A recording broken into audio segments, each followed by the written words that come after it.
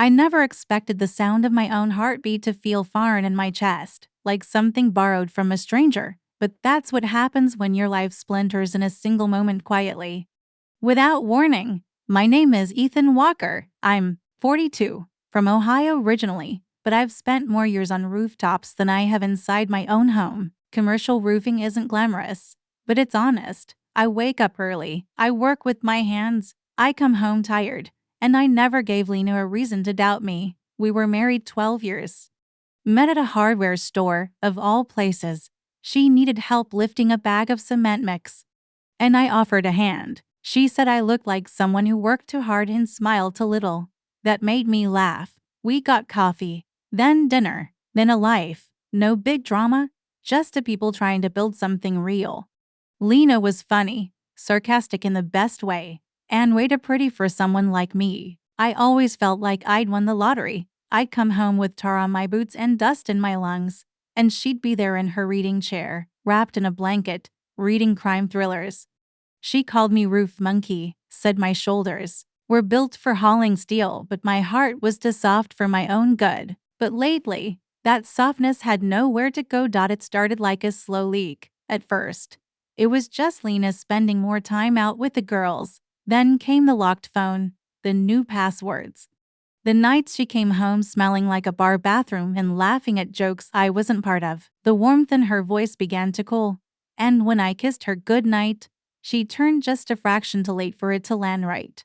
Still, I made excuses, told myself it was stress, hormones, maybe boredom. I tried to plan a weekend trip. She said she was too busy. I cooked dinner. She scrolled through her phone the whole time. I started to feel like a ghost in my own kitchen. Then one night, I saw her phone light up on the coffee table while she was in the shower. I wasn't snooping. I swear I wasn't. But the preview popped up in plain sight. Can't wait to see you again. My heart thudded once.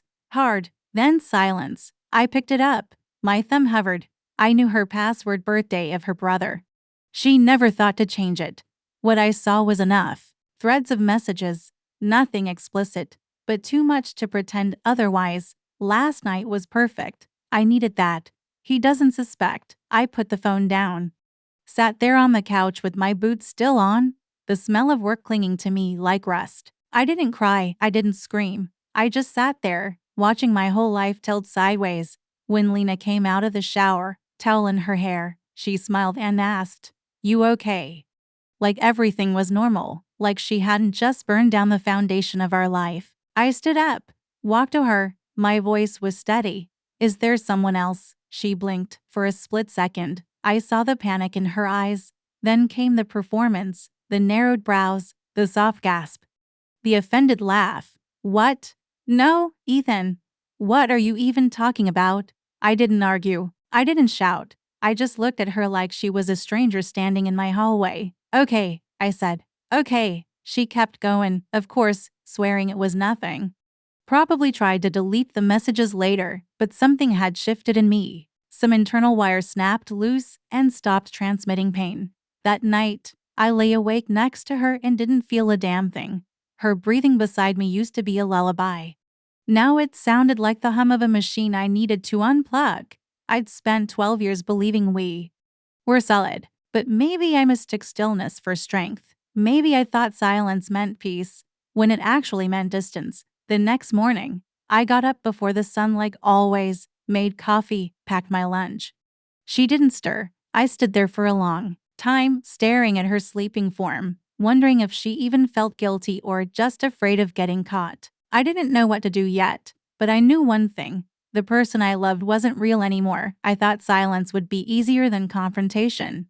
Thought if I could just keep moving, keep my hands busy with shingles and sealant and the sound of drills, I could pretend I didn't know what I knew. For 3 weeks, I carried the truth like a broken tooth I didn't want to touch with my tongue. Lena acted like everything was fine. She still made coffee some mornings.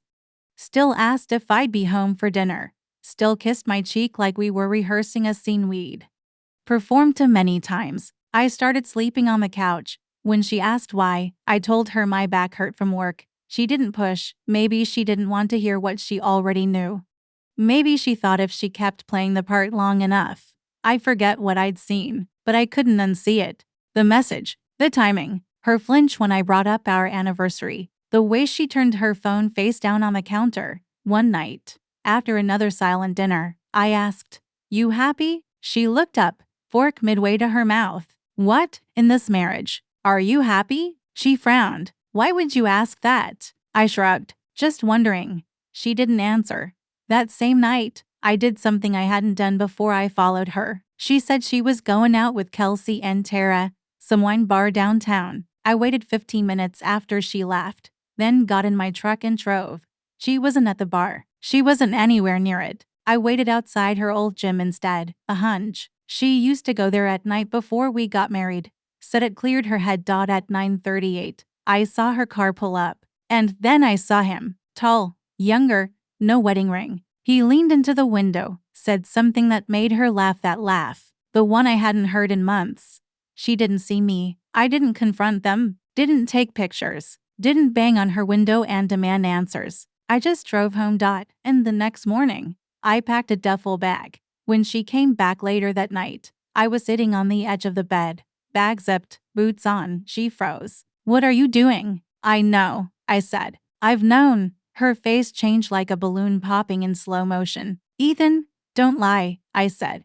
"Don't make it worse." She dropped onto the bed, tears already forming. "It didn't mean anything. It was stupid. I didn't sleep with. I don't care." My voice wasn't raised. It wasn't cruel. Just tired. She reached for me, and I stepped back. "You broke something in me," I said, "and I don't think it can be fixed."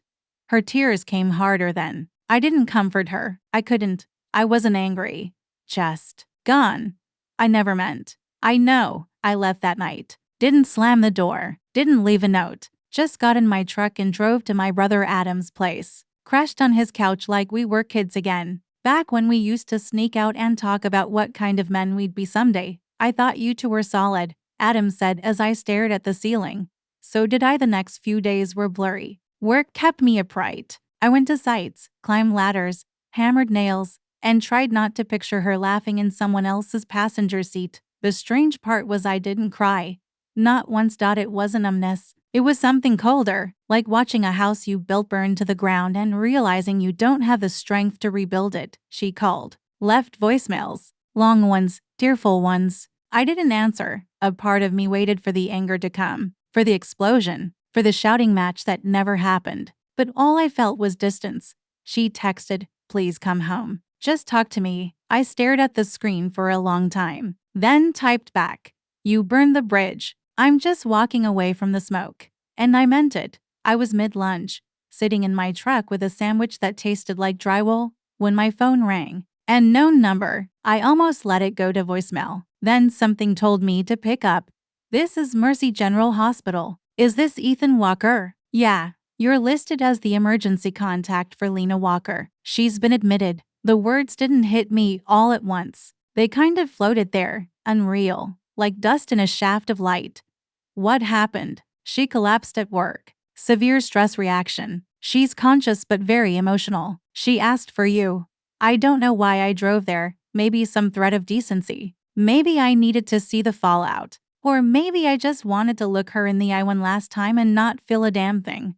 When I walked into the ER, the nurse led me through buzzing corridors and machines that beeped like distant arguments. The hospital smelled like bleach and waiting. Lena was in a bed by the window, for in her arm, face pale and mascara smudged. She looked smaller than I remembered, like a balloon deflated halfway, still clinging to the shape it used to be.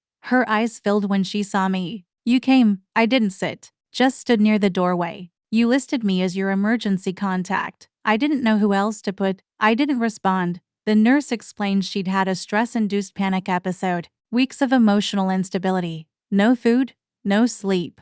Her heart had briefly gone rhythmic. Guilt, they said, was a heavy thing. Lena looked at me like someone waiting for a verdict. "I wanted to tell you everything before, but I didn't know how." "You knew how," I said. "You just didn't want to lose what you had." She broke then, completely. Sobs tore through her like wind through a cracked window. "It wasn't about you," she gasped. "It was me." I felt old, invisible, like I was just fading. I stood there, arms crossed. The same arms that used to hold her when she cried over lost jobs or fights with her sister. I gave you everything I had, I said quietly. I was tired, but I showed up. I was broke, but I made space for you. I was silent, but I never stopped choosing you. She tried to reach for my hand, and I stepped back. You destroyed us for a thrill. She closed her eyes. I saw shame pool in her face like ink in water. I don't hate you, I added, but I don't love you anymore either. That hit her harder than anything I could have screamed. The doctor came in, checked her vitals, then said he'd give us a minute. I watched him leave, watched Lena avoid my eyes. She whispered, I won't bother you again. I needed to say it once. I nodded, not out of forgiveness, not out of empathy, just acknowledgement. Take care of yourself, I said. She flinched, like I'd slapped her, not because it was cruel, but because it was so gentle, so final. I turned and walked out, never looked back. The automatic doors opened and cold air kissed my face like it hadn't in months. No dramatic ending, no closure in a tight bow, just the clean, sharp understanding that some wounds aren't meant to be healed. They're meant to be survived. And that's what I was doing. Not mourning, not raging, just surviving. And finally, living.